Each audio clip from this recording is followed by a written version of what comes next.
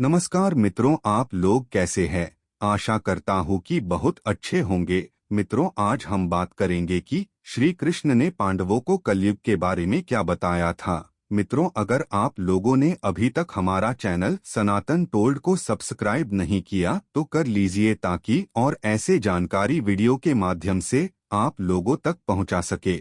सतयुग में शिव, त्रेता में राम, द्वापर में श्री कृष्ण और कलिकाल में भगवान बुद्ध हिंदू धर्म के केंद्र में हैं। लेकिन श्री कृष्ण के धर्म को भूत, वर्तमान और भविष्य का धर्म बताया गया है। श्री कृष्ण का जीवन ही हर तरह से शिक्षा देने वाला है। महाभारत और गीता विश्व की अनुपम कृति है। महाभारत हिंदुओं का ही नहीं, समस्त मानव जाति का ग्रंथ है। इससे प्रत्येक मानव को एक अच्छी शिक्षा और मार्ग मिल सकता है। प्रत्येक मनुष्य को इसे पढ़ना चाहिए।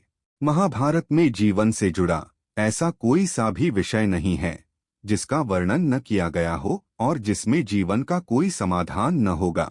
महाभारत में देश, धर्म, न्याय, राजनीति, समाज, योग, युद्ध, परिवार, ज्ञान, विज्ञान, अध्यात्म, तकनीकी आदि समस्या विषयों का वर्णन मिलेगा। वर्तमान युग में महाभारत के एक प्रसंग से आज का मानव कुछ सीख ले सकता है। यह प्रसंग उस वक्त का है जबकि पांचों पांडवों को वनवास हो गया था। वनवास जाने से पूर्व पांडवों ने भगवान श्री कृष्ण से कहा, हे श्री कृष्ण, अभी यह द्वापर का अंतकाल चल रहा है। आप हमें बताइए कि आने वाले कलयुग में कलिकाल की चाल या गति क्या होगी, कैसी होगी। श्री कृष्ण कहते हैं, तुम पांचों भाई वन में जाओ और जो कुछ भी दिखे वह आकर मुझे बताओ, मैं तुम्हें उसका प्रभाव बताऊंगा। पांचों भाई वन में चले गए। वन में उन्होंने जो देखा उसको देखकर वे आश्चर्यचकित रह गए। आखिर उन्होंने वन में क्या देखा और श्री कृष्ण ने क्या जवाब दिया। पांचों भाई जब वन में रहने लगे तो एक बार चारों भाई अलग अलग दिशाओं में वन भ्रमण को निकले। युधिष्ठिर भ्रमण पर थे तो उन्होंने एक जगह पर देखा कि किसी हाथी की दो सूंड है। यह देखकर युधिष्ठिर के आश्चर्य का ठिकाना नहीं रहा। अर्जुन दूसरी दिशा में भ्रमण पर थे। कुछ दूर जंगल में जाने पर उन्होंने जो देखा उसे देखकर वे आश्चर्य में पड़ गए। उन्होंने देखा कि कोई पक्षी है, उसके पंखों पर वेद की ऋचाएं लिखी हुई हैं, पर वह पक्षी मुर्दे का मांस खा रहा है। दोनों भाइयों की तरह भीम भी भ्रमण पर थे। भीम ने जो देखा वह भी आश्चर्यजनक था।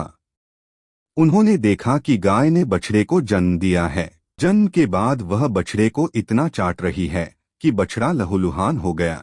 सहदेव जब भ्रमण पर थे तो उन्होंने चौथा आश्चर्य देखा कि 6 से 7 कुएं हैं और आसपास के कुओं में पानी है, किंतु बीच का कुआं खाली है। बीच का कुआं गहरा है, फिर भी पानी नहीं है। उन्हें यह देखकर घोर आश्चर्य हुआ कि ऐसा कैसे हो सकता है। नकुल भी भ्रमण पर थे और उन्होंने भी एक आश्चर्यजनक घटना देखी। नकुल ने देखा कि एक पहाड़ के ऊपर से एक बड़ी सी शिला लुढ़कती हुई आती है और कितने ही वृक्षों से टकराकर उनको नीचे गिराते हुए आगे बढ़ जाती है। विशालकाय वृक्षों भी उसे रोक न सके। इसके अलावा वह शिला कितनी ही अन्य शिलाओं के साथ टकराई पर फिर भी वह रुकी नहीं। अंत में एक अत्यंत छोटे पौधे का स्पर्श होते ही वह स्थिर हो गई। पांचों भाइयों ने अपने देखे गए दृश्य की चर्चा की और शाम को श्री कृष्ण को अपने अनुभव सुनाए। सबसे पहले युधिष्ठिर ने कहा कि मैंने तो पहली बार 2 सूंड वाला हाथी देखा। यह मेरे लिए बहुत ही आश्चर्यजनक था। तब श्री कृष्ण कहते हैं, हे धर्मराज, अब तुम कलिकाल की सुनो। कलयुग में ऐसे लोगों का राज्य होगा जो दोनों ओर से शोषण करेंगे। बोलेंगे कुछ और करेंगे कुछ, मन में कुछ और कर्म में कुछ। ऐसे ही लोगों का राज्य होगा। इससे तुम पहले राज्य कर लो। युधिष्ठिर के बाद अर्जुन ने कहा कि मैंने जो देखा वह तो इससे भी कहीं ज्यादा आश्चर्यजनक था। मैंने देखा कि एक पक्षी के पंखों पर वेद की ऋचाएं लिखी हुई हैं और वह पक्षी मुर्दे का मांस खा रहा है। इसी प्रकार कलियुग में ऐसे लोग रहेंगे जो बड़े ज्ञानी और ध्यानी कहलाएंगे। वे ज्ञान की चर्चा तो करेंगे लेकिन उनके आचरण राक्षसी होंगे। बड़े पंडित और विद्वान कहलाएंगे किंतु वे यही देखते रहेंगे कि कौन सा मनुष्य मरे और हमारे नाम से संपत्ति कर जाए। हे अर्जुन, संस्था के व्यक्ति विचारेंगे कि कौन सा मनुष्य मरे और संस्था हमारे नाम से हो जाए। हर जाति धर्म के प्रमुख पद पर बैठे विचार करेंगे कि कब किसका श्राद्ध हो, कौन कब किस पद से हटे और हम उस पर चढ़े।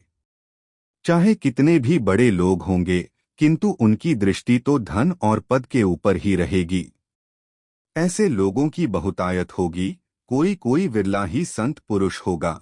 अर्जुन के सवाल के जवाब के बाद भीम ने अपना अनुभव सुनाया। भीम ने कहा कि मैंने देखा कि गाय अपने बछड़े को इतना चाटती है कि बछड़ा लहूलुहान हो जाता है। कलयुग का मनुष्य शिशुपाल हो जाएगा। कलयुग में बालकों के लिए ममता के कारण इतना करेगा कि उन्हें अपने विकास का अवसर ही नहीं मिलेगा।